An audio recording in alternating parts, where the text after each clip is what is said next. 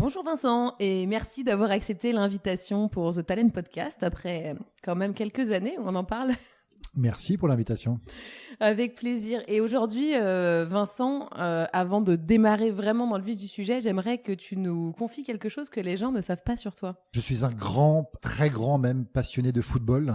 Évidemment, je supporte le club de la capitale pour y avoir habité, mais C'est ce que je pensais aussi. ouais, mais on a eu un débat ensemble. Je suis aussi un grand amateur d'autres clubs. Et j'ai eu la chance d'aller voir un match de foot au Vélodrome, même si Marseille a perdu en Ligue des Champions, mais un grand amateur de foot. Je me déplace, je voyage avec mon frère, des copains pour aller voir des matchs en France, à l'étranger. Une vraie passion. Et un jour, un rêve d'ailleurs, ce serait de voir des stades mythiques que j'ai pas fait en Italie, en Argentine, en Turquie, en Grèce. Donc ouais, une vraie passion pour le foot. Écoute, je connaissais le début de l'histoire. Je ne savais pas que tu étais prêt à supporter l'OM. Écoute, ça fait partie des découvertes de dernières semaines. Et on va rentrer plus dans le vif du sujet avec un sujet que tu connais bien, puisqu'en fait, tu es proche de l'action et du terrain en ce qui concerne les jeunes, les stagiaires, les alternants en entreprise depuis des années à travers différentes expériences dans différentes entreprises. Et j'aimerais vraiment avoir ton avis sur ce point. En fait, il y a beaucoup d'entreprises qui s'entendent à dire que les jeunes sont l'avenir et qui finalement recrutent leurs juniors à l'extérieur et non pas dans leur filière de stage ou d'alternance. À ton avis, qu'est-ce que ça révèle vraiment de leur stratégie et peut-être en quoi c'est critique pour eux aujourd'hui de repenser cette approche?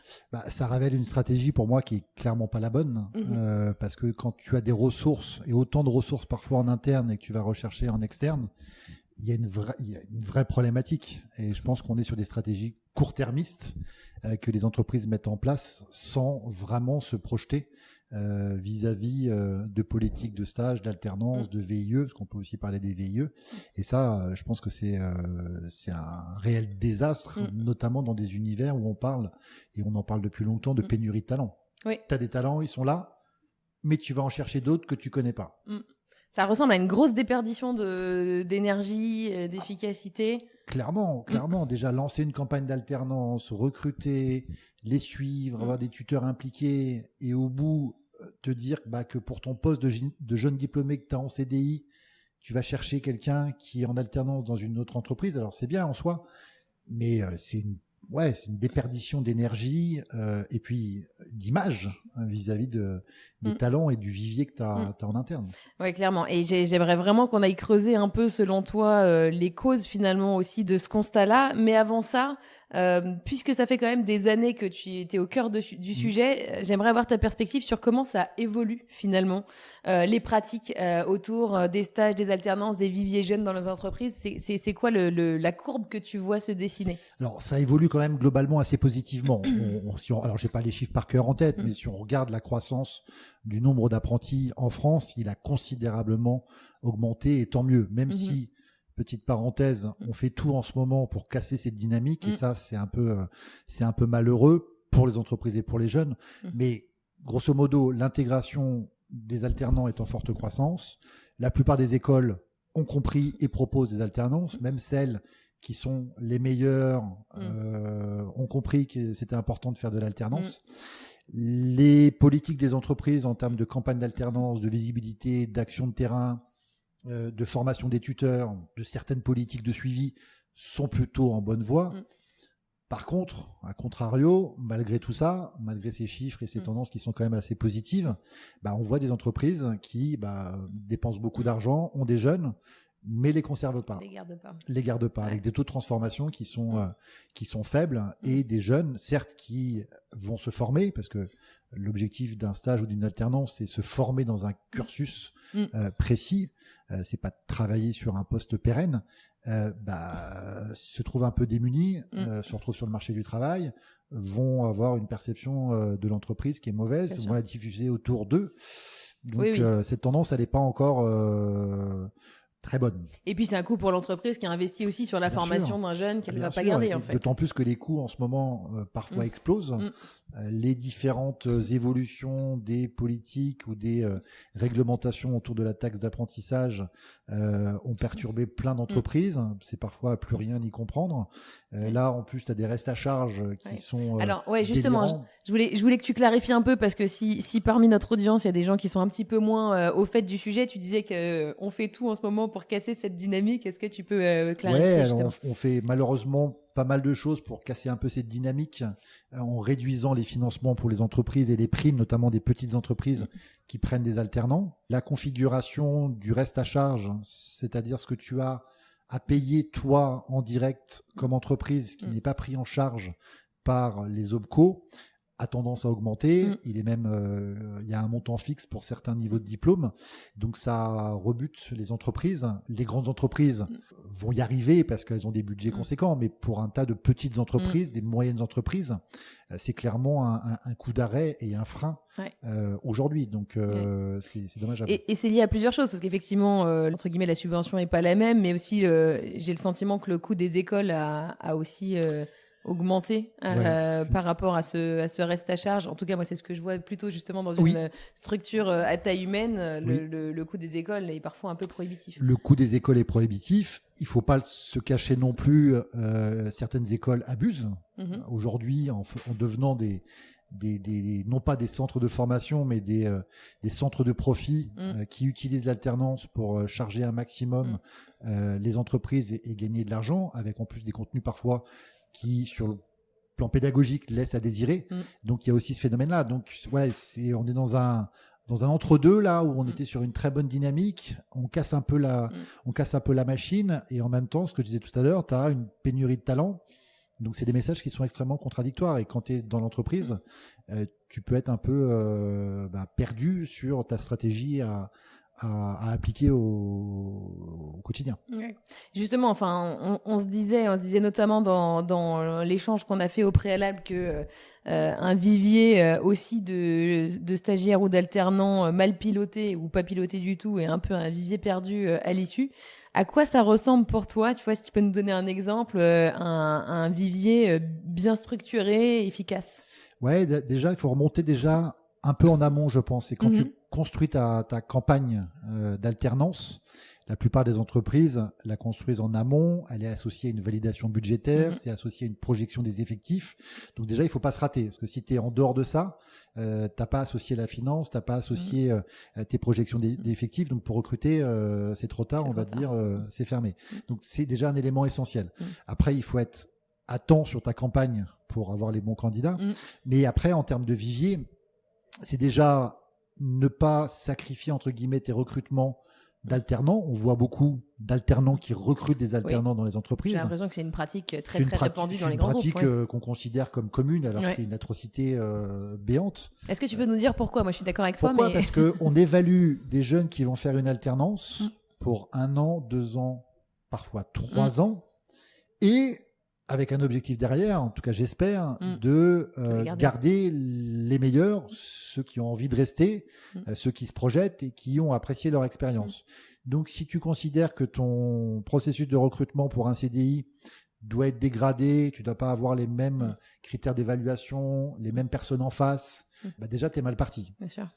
Tu es mal parti sur les profils que tu vas recruter.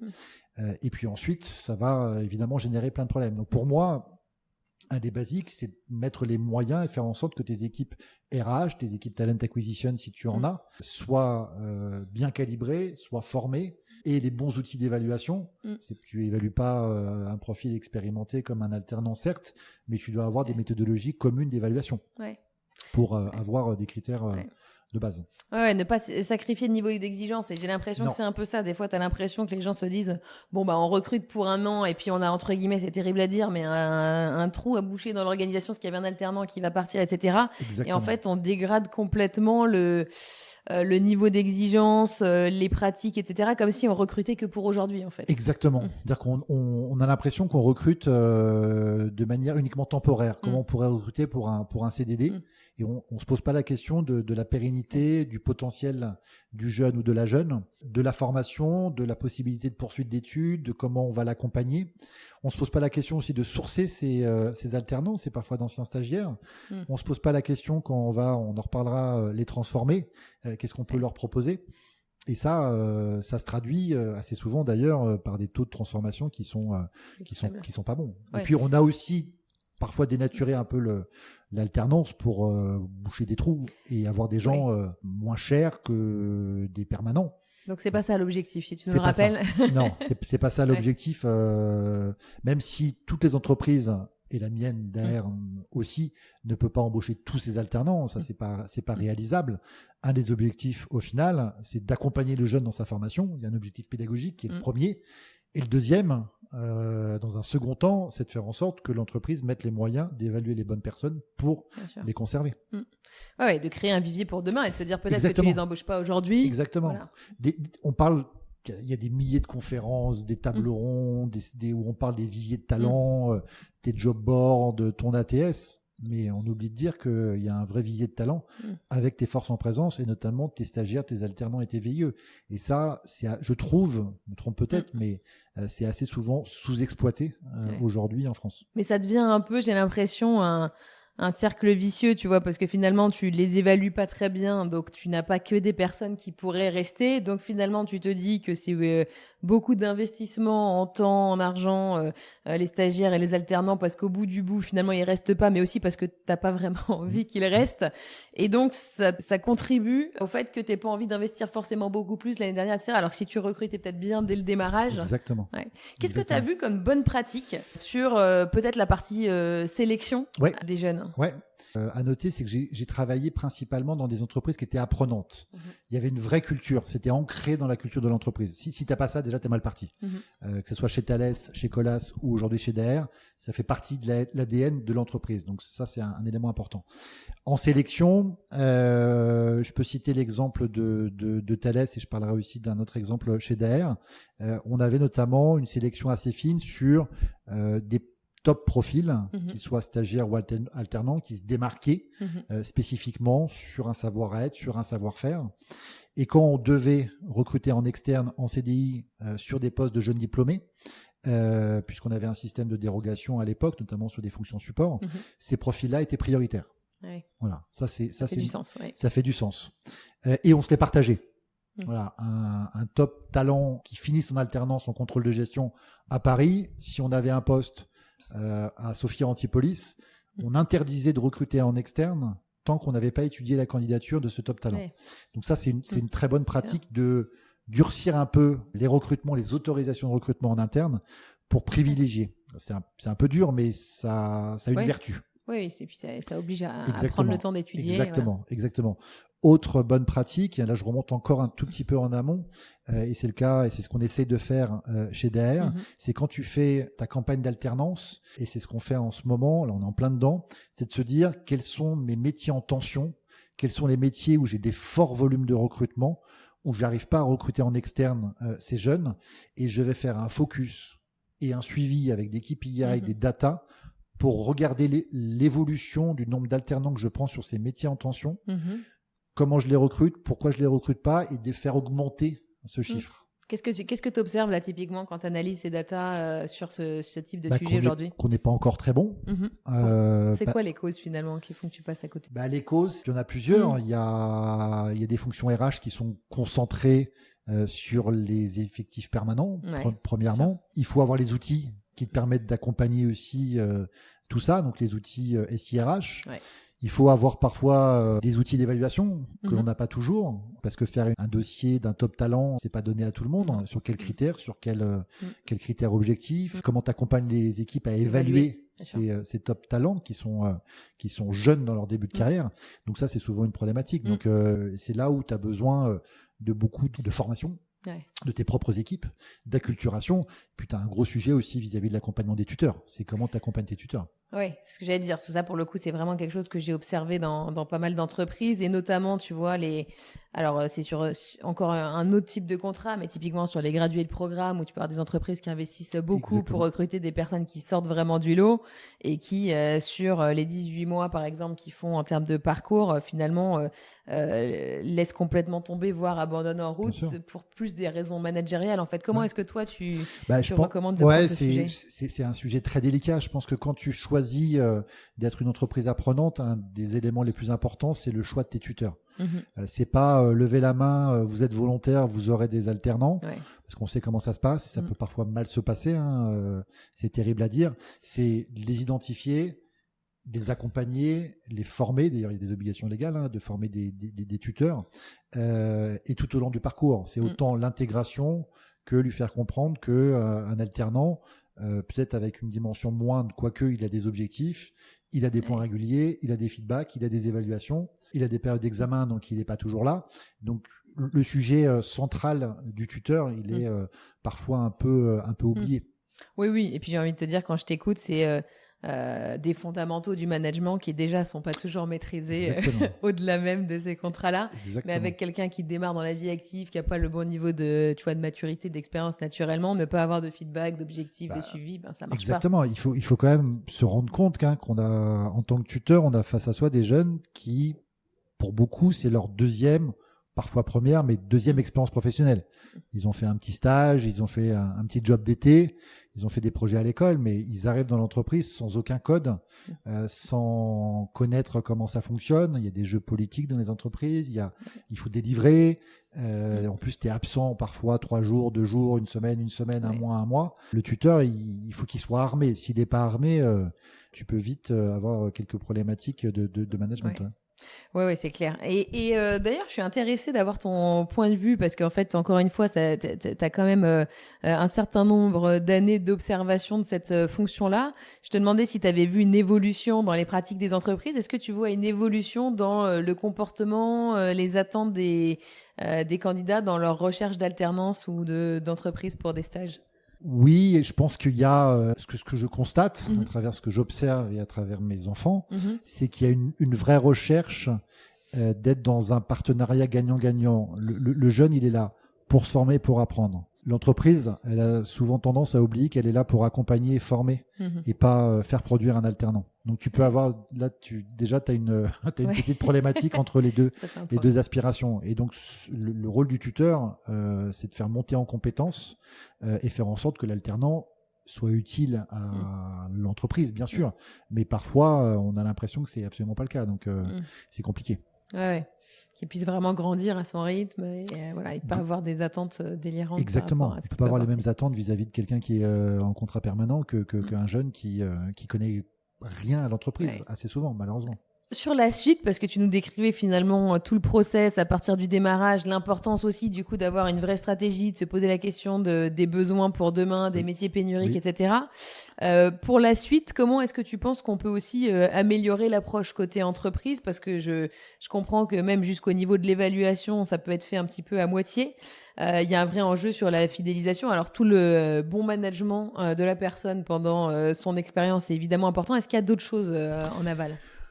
Ouais, il y a à la fin, c'est comment tu identifies les bons, quel process RH tu mets en place de manière assez souple, parce que tu as tellement de process RH. Par ailleurs, il y a des périodes dans l'année où tu peux avoir 4-5 process RH, Ouais. les entretiens annuels, entretiens de performance, les rémunérations variables. Donc Ouais, il ça faut fait beaucoup. choisir ses C'est combats, ces process RH simples mais utiles, et de faire en sorte de les appliquer. Des bonnes pratiques qu'on essaie aussi de regarder chez DR, c'est même si on n'a pas forcément de CDI à proposer, c'est quand on ouvre des VIE, on se dit, voilà, les VIE qu'on va proposer à 100%, sauf si on n'a pas le candidat en interne, on va le proposer à un ancien alternant ou à un ancien stagiaire. Donc même si on n'est pas en capacité de proposer un poste permanent, Ouais. on va faire grandir le jeune qui nous connaît, qui a donné des résultats, sur un VIE. Et puis après ce VIE, essayer de le transformer. Ouais. Mais ça, c'est lourd, parce que tu es sur des campagnes qui démarrent, tu publies tes annonces pour les plus rapides en mars. D'autres le font plus tard. Et tu as des alternants qui partent en septembre-octobre, et puis tu as la période de juillet. Donc juillet-août et des vacances. Donc c'est compliqué à tout boucler avec un processus RH lisible et sur lequel on va solliciter les tuteurs, parce qu'on a besoin d'eux pour faire cette évaluation. Ouais, j'ai l'impression que ça reste quelque chose d'assez lourd finalement à porter. Enfin, alors d'autant plus quand tu as des gros volumes qui sont importants dans les entreprises dans lesquelles tu es passé, mais même à l'échelle d'une plus petite structure, de se dire que tu vas anticiper dès le mois de mars et porter un processus de recrutement quasi équivalent, même si un petit peu plus léger que ce que tu ferais pour un CDI, c'est... Exactement. Ouais. Une bonne pratique aussi, je recite Thales, je ne sais pas s'ils le font encore, je crois. Mois de juin, gros salon où on invite une grosse partie des stagiaires de dernière année, des alternants de dernière année. C'est un forum de l'emploi interne à l'entreprise où les alternants qui n'ont pas de poste dans leur entité, dans leur division, vont aller sur les stands des autres divisions et c'est une sorte de marché interne pour recruter les stagiaires et les alternants en place dans l'entreprise avant qu'ils partent à l'extérieur. Donc ça les met en visibilité. Les met en visibilité. Et puis, comme dans des grosses organisations, c'est quand même pas simple de faire circuler l'information, tu vois concrètement tes futurs recrues avec des taux de transformation qui étaient à l'époque en tout cas très bons. Ouais. Effectivement, c'est quand tu commences à avoir un certain volume, ça fait complètement du sens. C'est quoi, à contrario, pour toi, tu vois, il y a sur le sujet justement stage alternant, t'as plein d'idées reçues depuis des années, t'as plein de pratiques un peu admises. C'est quoi celles avec lesquelles t'es pas forcément en accord, celles dans lesquelles tu te retrouves pas, celles que tu penses qu'il faudrait transformer? J'ai beaucoup de mal avec certains organismes de formation, certaines écoles qui encore aujourd'hui considèrent pas l'alternance, très sincèrement. La plupart des entreprises, notamment dans le monde de l'industrie aéronautique, défense et spatiale, on s'est battu pour ouvrir un maximum de cursus. Le fameux préjugé qu'une grande école ne se fait qu'en cursus initial, ça j'ai un peu de mal à l'admettre. Ouais. Et effectivement, je pense que l'école, elles ont une vraie responsabilité dans l'employabilité de leurs étudiants. Ça va dans le bon sens. À part quelques organismes, comme je l'évoquais tout à l'heure, qui en font un vrai business, ça va plutôt dans le bon sens. Il manquerait, je pense, encore un peu de coordination entre les réels besoins de l'entreprise et l'offre de formation sur le marché. Chez DR, typiquement, on a un mal fou à recruter certains profils en alternance de niveau bac plus 2, parfois inférieur à bac, sur des fonctions techniques, industriels. Et là, voilà, il faudrait encore plus de partage entre l'ensemble des industriels, l'ensemble des acteurs de la formation pour donner un coup de pouce, un coup de visibilité à ces formations, parce qu'on est sur des formations qui recrutent en alternance, recrutent en CDI, sur lesquelles tu peux faire carrière. Et on a une pénurie importante. Tu me parlais d'une initiative, j'aimerais bien que tu nous en parles aussi aujourd'hui. Tu parlais évidemment du forum interne à l'entreprise tel que tu as vécu chez Thales. Tu parlais aussi peut-être d'initiatives qui partagent un peu plus en externe les profils. Est-ce que tu peux nous en dire plus ? Je ne sais pas si c'est fait encore, mais j'ai souvenir d'initiatives, notamment sur la région toulousaine, où un certain nombre d'acteurs industriels se mettaient autour de la table pour proposer, un peu à l'image de ce que j'ai expliqué tout à l'heure, un forum et inviter tous les alternants avec beaucoup de partenaires. Donc des partenaires de l'entreprise en question, des sous-traitants, d'autres industriels, pour créer une vraie dynamique. Et ça, je trouve ça aussi hyper intéressant sur un point de vue local, d'avoir ces pratiques et de faire en sorte que tous ceux qui sont considérés comme bons, même s'il n'y a pas d'opportunité dans l'entreprise fait un effort de partager ses alternants. Et deuxième exemple, et je salue toutes les personnes qui sont derrière la plateforme Engagement Jeune. Engagement Jeune, et j'encourage toutes les personnes qui nous écoutent à aller sur leur site internet. On peut diffuser des offres, on peut former des tuteurs grâce à leurs outils de formation, mais on peut aussi faire en sorte que les alternants qu'on ne va pas forcément embaucher dans une entreprise soient partagés avec les entreprises partenaires d'Engagement Jeune.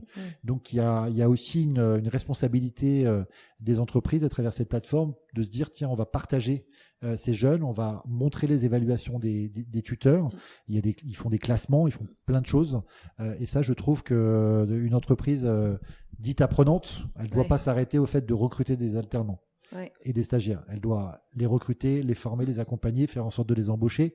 Et si elle les embauche pas, d'être capable à minima de les accompagner pour le next step. Et ça, je trouve que ça fait une vraie différence dans l'expérience des jeunes de se dire, bon, ils n'ont pas pu me recruter, mais ils ont fait leur possible pour m'aider, quoi. Exactement. Exactement. Ouais.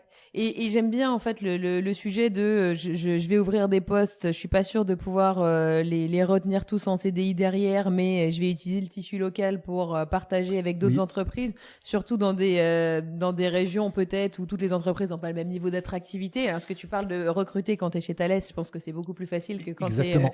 la PME du coin. Oui, Donc, exactement. Ouais, non, mais c'est hyper important parce que une ETI, une PME, face à un grand groupe, elle est parfois complètement démunie. Le coût, la visibilité et justement d'avoir ces initiatives au niveau local, de se partager les profils, peut permettre à des jeunes de trouver une opportunité en CDI dans une structure hyper intéressante avec des responsabilités, des interfaces qui vont tout à fait lui convenir. Donc, encore une fois, ça fait partie de la responsabilité, je trouve, d'une entreprise d'accompagner à minima ces jeunes qui sortent. Et j'ai envie de te poser une question, parce que moi, j'observe souvent, alors c'est peut-être juste vu de ma petite fenêtre, mais tu vois, à la fois des jeunes qui cherchent avec quand même beaucoup de stress, parce que tout d'un coup, ils n'ont toujours pas trouvé l'entreprise.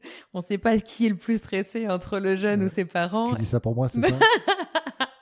Oui, mais tu n'es pas seul. Et de l'autre côté, des entreprises, et tu vois, moi, typiquement, j'en ai fait partie aussi, qui cherchent vraiment des jeunes pour 1 an, 2 ans, et en se disant, bah, ça va vraiment constituer un vivier, et qui, alors évidemment, peut-être en s'appelant pas L'Oréal ou Thales, et qui peinent aussi à rencontrer ces personnes-là. C'est quoi ta vision de justement d'où ça vient cette difficulté un peu des deux côtés? Est-ce que c'est une question de fonction? Est-ce que c'est une bonne question. Je pense qu'il y a aussi vis-à-vis de certains jeunes des envies qui sont pas réalisables. Ouais. Voilà, quand tu es jeune, forcément, tu préfères travailler chez Chanel que dans la petite structure du coin qui est en région. Pas du tout. Et qui a des besoins. Et tu vas pas postuler en rêvant voilà. Et puis tu perds du temps. Et puis tu te retrouves au mois de juin, au mois de juillet, tu envoies des CV à ton cousin, à ton oncle. Les CV, ils arrivent partout. Oui, et puis tu postules que là où tu connais, en fait, les jobs que tu connais, les entreprises. Exactement. Que tu connais. Ouais. Donc, pour ça, je pense qu'il y a une responsabilité des organismes de formation, des écoles, qui sont quand même, pour certains, pas très bons dans l'accompagnement de leurs jeunes.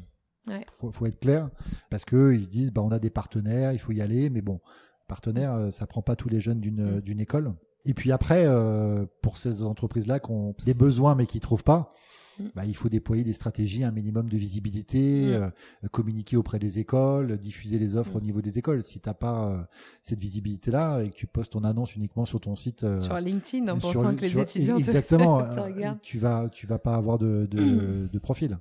Ouais. Ou tu n'auras pas le bon.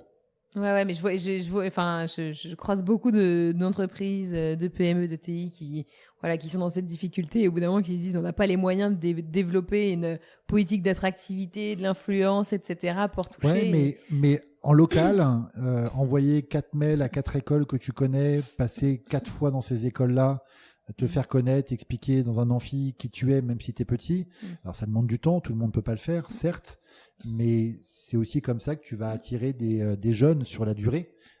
Pour la suite, donc c'est hyper important. Et qu'on peut-être, je trouve, je fais peut-être un lien et c'est peut-être un peu tiré par les cheveux, mais avec les sujets d'orientation aussi, qui fait que encore une fois, les jeunes peuvent avoir tendance à plutôt écouter un message dans l'école de tu vas rejoindre un grand groupe dans un secteur très porteur, etc. Et certains se rendent même pas compte qu'ils seront peut-être plus adaptés à une plus petite structure, etc. Tout à fait. Et peut-être même que dans la petite structure, en termes d'autonomie, de mission, ils vont être plus responsabilisés, ils auront plus d'intérêt que dans le grand groupe où ça sera très cadré, avec des process. Donc ils pourraient plus s'épanouir en fait. Exactement. Et donc il y a une responsabilité évidemment des entreprises, mais aussi des écoles. Certaines le font très bien. Tu as des dispositifs pendant des semaines, j'y participe.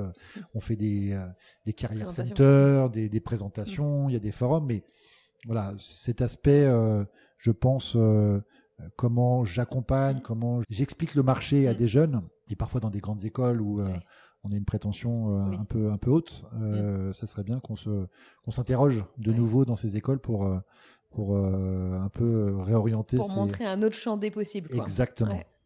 Oui, parce que tu vois, typiquement, moi, je ne suis pas invitée à ces carrières centers. Écoute, je passerai le message. J'espère. J'avais encore pas mal de questions. Il y a quand même des jeunes qui ont été bien sélectionnés, qui ont une expérience peut-être correcte dans l'entreprise et qui malgré tout, malgré une expérience correcte, quittent l'entreprise à l'issue. Ça amène quand même beaucoup de frustration à l'entreprise. Est-ce que tu as des clés de rétention autres que, effectivement, encore une fois, un management, du feedback, de la visibilité, etc. Est-ce qu'il y a des leviers qui sont, à ton sens, sous-exploités pour ces sujets de rétention? Il y a l'anticipation de qu'est-ce que je peux proposer à mon jeune, parce que bien souvent, tu es à la fin et tu n'as pas anticipé. Donc, lui donner de la visibilité avant qu'il cherche, en fait. Exactement. Ouais. Et dire un peu les étapes, voilà comment ça va se passer. Le jeune, il arrive en septembre. C'est commencer vraiment à l'interroger quand tu as tes points réguliers avec ton jeune. Dès janvier, février, déjà, c'est de voir s'il se projette dans l'entreprise, pourquoi, comment, sur quel poste, où, et puis de faire le lien avec la fonction RH, mais de l'anticiper, parce que si tu attends le dernier moment, tes postes de jeunes diplômés en CDI en septembre, on essaie de les pourvoir avant. Donc si tu arrives au bout du bout, c'est trop tard. Donc de l'anticipation, clairement. Ouais. Et je pense que c'est intéressant parce que ça rejoint pour certaines entreprises ou pour certains managers plutôt le côté je veux pas faire une promesse parce qu'au mois de janvier je suis pas toujours sûre qu'en fait la personne on va vraiment avoir envie mutuellement de poursuivre ensemble, mais en fait explorer les envies, etc. n'oblige pas à signer un contrat à l'avance. Non, il faut être prudent dans les engagements. Après, si tu as commencé en septembre, octobre, novembre, décembre, si tu as bien cadré, normalement, si tu as bien cadré, tu sais déjà un peu le niveau de la personne. D'accord. Effectivement, ça nécessite d'être bien carré et d'être très clair sur les attendus. Et je pense que ça, c'est vraiment un sujet. Tu as testé plein de choses en termes de pratique. Et il y a peut-être des choses que tu aimerais tester pour l'avenir. Tu vois, d'autres choses que tu aimerais peut-être mettre en place. Qu'est-ce que ce serait si tu avais vraiment carte blanche? Si j'avais carte blanche, des moyens illimités, Vincent. Des moyens illimités, mettre Hogan dans l'évaluation de nos alternants, refaire des forums comme ça en interne et en région, encore plus former nos tuteurs, parce qu'on le fait mais pas suffisamment à mon goût. Et puis aussi, parce qu'on ne le sait pas assez, montrer des parcours de nos jeunes, parce que on n'a pas forcément le jeune qui débute son alternance ou qui n'a pas encore fait son alternance, qui s'interroge cursus initial alternance, il n'a pas forcément de référence ou de modèle. Donc c'est faire plus de contenu vidéo, de faire en sorte que ces jeunes-là aient plus en école pour relater des parcours et susciter des vocations. Ça, c'est hyper important. Ouais. Et puis, tu vois, ce que tu dis, ça fait écho pour moi à des jeunes qui font des formations très généralistes. Bon, pour pas les citer, mais par exemple, les écoles de commerce, moi, ça me parle. Et où tu rentres sur une offre, sur une fonction. Et puis, en fait, au bout de 6 mois, l'expérience était correcte. Mais en fait, tu te projettes pas là-dedans toute ta vie. Peut-être que le fait que l'entreprise dans laquelle t'es te projette d'autres rôles, etc., pourrait plus facilement te donner l'envie de rester. C'est pas parce que tu restes, c'est pas parce que tu intègres une fonction dans l'entreprise en tant qu'alternant que tu vas faire un poste en CDI. Que t'es cloisonné. Que t'es cloisonné. Justement, il faut que l'entreprise soit souple. Ce qui le plus important, c'est l'évaluation de la compétence, que ça soit le savoir-faire, le savoir-être, et se projeter sur une capacité de ce jeune à évoluer dans un autre environnement. Ça nécessite pour le manager, mais finalement comme pour des CDI, d'accepter de se dire il vaut mieux que le jeune y reste, quitte à aller dans un autre département, dans une autre business unit, que de risquer de le perdre en fait. Exactement. Et puis non seulement il connaît l'entreprise, il connaît le mode de fonctionnement, il connaît les outils, il est là depuis un certain temps. En termes d'efficacité, en termes de recrutement et de rentabilité, là, si on parle purement rentabilité d'un recrutement, même si c'est pas le même poste, tu vois clairement la différence par rapport à un recrutement externe. Oui, tu économises sur la partie d'onboarding, sur la culture, c'est énorme. Quel type d'indicateur tu peux avoir envie de suivre? Alors, je comprends tout à l'heure, tu parlais du taux de transformation des personnes que tu gardes. Ça peut être quoi le type d'indicateur qui te parle d'une stratégie bien pilotée sur le sujet des jeunes et des alternants? Déjà, c'est en amont ce que tu t'es fixé comme objectif du nombre d'alternants que tu veux. C'est des calculs parfois un peu compliqués. J'ai tant d'alternants, il y en a tant qui partent. Il faut que j'en recrute tant. Ta stratégie que tu mets en place pour aller chercher dans les écoles les profils, ça c'est des indicateurs intéressants. Des indicateurs de nombre de CV aussi que tu peux recevoir en moyenne par offre, par typologie de métier. Est-ce que tu es super attractif sur certaines fonctions. Sur certaines fonctions, c'est sûr que tu passes une offre d'alternance en communication, tu peux avoir 200 CV, tu passes sur un poste d'alternance d'ajusteur, tu peux avoir un CV, voire 0. Donc mesurer ça et en tirer des conséquences et des actions concrètes. Le taux de transformation, voilà. Les coûts aussi, ton reste à charge. Mettre en place des partenariats privilégiés avec des écoles pour faire baisser ces restes à charge. Ah, on peut négocier du coup avec les écoles. Bien sûr, heureusement. Et est-ce que tu pilotes, par exemple, les périodes d'essai sur les alternants? Est-ce que ça fait partie des indicateurs? Ouais, c'est des indicateurs qu'on peut piloter aussi, des no-show. L'alternant a signé son CERFA, il vient pas. On peut piloter des ruptures en termes d'indicateurs. Il y en a assez peu finalement, en tout cas chez DR, il y en a assez peu. Mais dans d'autres entreprises, il y en a, j'imagine, un peu plus. Donc ça, c'est des indicateurs que tu mets en place. Il faut vraiment, à la fin d'une campagne, en tout cas c'est ce qu'on fait chez DR et dans beaucoup d'entreprises, il faut que tu aies un deck d'indicateurs assez complet qui reflète des objectifs, des indicateurs qualitatifs, des taux de transformation, des éléments financiers pour vraiment piloter ta campagne d'alternance. En fait, les mêmes indicateurs que tu utilises pour le recrutement global. Il n'y a pas de raison que ça change. Exactement. Quel job board j'ai utilisé? Est-ce qu'il est pertinent? Est-ce qu'il va toucher vraiment mes écoles cibles? Je pense à l'audience qui nous écoute. Aujourd'hui, tu as à la fois des acteurs RH de grands groupes et qui ont peut-être effectivement vu pas mal de choses, une politique assez mature, ce qui ne veut pas dire, on va dire, parfaite ni aboutie. Mais je sais qu'il y a aussi des RH de structures plus petites, avec moins de moyens. Si tu devais nous laisser avec 3 conseils qui pourraient peut-être nourrir un peu chacun en fonction de ses besoins, qu'est-ce que tu aurais envie de nous dire? De bien penser à sa stratégie école. C'est-à-dire qu'au-delà d'un plan de recrutement et tout ce qu'on a évoqué, c'est vraiment monter au fur des années des partenariats qui vont te permettre de manière privilégiée, que tu sois petit ou gros, d'avoir une visibilité, de recruter. Ça, c'est la première chose. Et ça prend du temps, il faut négocier les coûts, il faut monter des partenariats. C'est souvent des partenariats qui peuvent aussi déboucher sur des négociations sur la formation continue, parce que beaucoup d'écoles font de la formation continue. Premièrement, donc les relations écoles, hyper important. De savoir qui dans ton entreprise, en fonction de tes moyens, va recruter. Mettre les bonnes personnes dans ces fonctions stratégiques quand c'est possible, quand tu as les moyens. Et je pense que c'est indispensable. Et puis après, derrière, l'évaluation. Quelle évaluation? Elle n'est jamais parfaite. Tu n'as pas forcément les moyens d'avoir les bons outils, mais tu as toujours des moyens de mettre en place des systèmes d'évaluation en lien avec tes tuteurs qui vont te permettre d'identifier les bonnes ressources à transformer et de se focaliser sur ces personnes-là. Oui, et puis comme tu dis, finalement, on a l'impression de ne pas avoir les moyens, mais quand tu te dis, j'ai pas les moyens pour un stagiaire, entre guillemets, mais quand tu penses, c'est les moyens que je mets en œuvre pour recruter quelqu'un à l'issue en CDI, en fait, finalement, on n'a pas les moyens de se tromper. Finalement. Exactement. Ok, écoute, ça fait pas mal de choses. Est-ce qu'il y a une question que tu aurais voulu que je te pose sur ce sujet? Je sais que c'est un sujet qui t'anime. Est-ce qu'il y a une question que tu aurais voulu traiter, un angle dont on parle pas assez? Bonne question. Peut-être du rôle des entreprises dans l'accompagnement des écoles sur cette thématique-là. Ok. Je pense que les écoles sont pas toujours, je l'ai un peu dit tout à l'heure, suffisamment armées pour donner les bons conseils. Pourquoi? Voilà.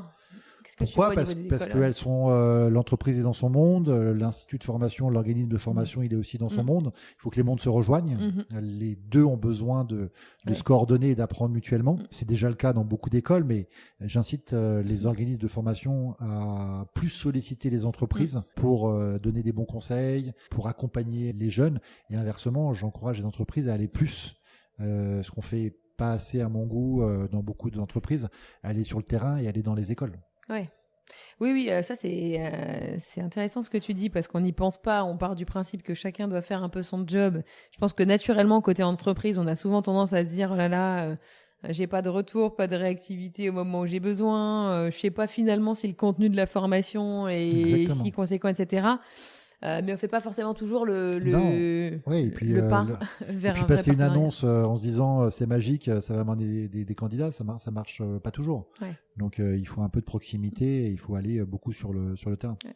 Et toi finalement, de par le partenariat, la qualité du partenariat que tu crées avec certaines écoles, et je parle pas que de négo financière, mais j'imagine aussi dans la bonne compréhension mutuelle, ça peut te donner davantage envie de privilégier des étudiants de certaines écoles? Oui, bien sûr. même si on reste évidemment ouvert à l'ensemble des formations qu'on peut avoir. Mais naturellement, par facilité, tu connais l'école, tu connais le cursus qu'ils proposent, tu as eu des alternants de cette école, tu vas développer un peu plus de volume avec ces écoles-là. Tu vas garder évidemment des recrutements d'autres écoles avec qui tu vas vouloir monter des partenariats. Mais évidemment, c'est un rôle essentiel.